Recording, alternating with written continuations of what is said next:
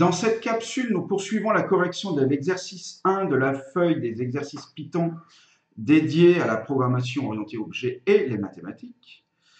Et cette fois-ci, nous allons surcharger à nouveau une méthode commune à tous les objets Python, qui est la méthode call. Alors, on va voir ça. On va voir à quoi elle sert. Nous reprenons la base de la capsule précédente, où nous avions écrit la méthode DEG qui permet de déterminer le degré d'un polynôme. Et nous allons compléter tout ça avec call. Alors call, puisque c'est une méthode à surcharger, elle aussi est entourée de numbers. Call, donc. Alors elle permet en fait d'appeler ce qu'on souhaite. C'est à nous de déterminer ce qu'on va mettre comme code dans call. Et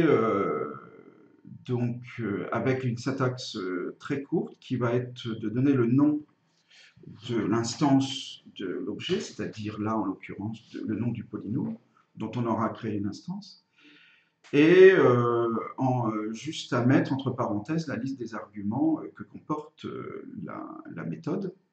En l'occurrence, un seul argument dans mon choix. Et là, le choix se porte naturellement sur quelque chose qu'on fait régulièrement avec des polynômes, c'est-à-dire de chercher l'image d'un nombre. Donc, si je veux chercher l'image de 2 par le polynôme que j'aurais appelé P, ben, il suffira que j'écrive P entre parenthèses 2. Voilà. Donc, c'est à nous de choisir quelle est la fonction call qui sera la plus pratique. Bon, là, je ne m'attarde pas trop sur l'algorithme qui permet de calculer l'image de nombre. C'est par la méthode de Horner. Voilà, je vous laisse consulter ça. Et donc, ce résultat, on va le vérifier de toute façon. Ça donne effectivement l'image d'un nombre par un polynôme.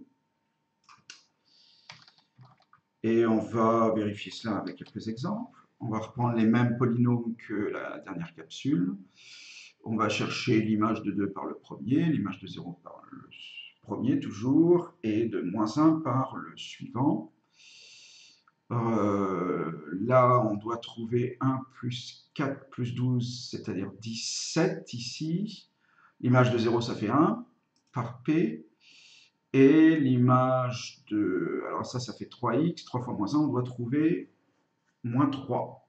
Et vous voyez, la syntaxe est extrêmement brève et efficace. Alors vérifions tout de même si ça marche. Hop, je vous montre les résultats. Les voilà. Et donc, ça fait bien 17, 1 et -3 comme prévu. Voilà, je vous remercie d'avoir suivi cette capsule. À très bientôt, j'espère.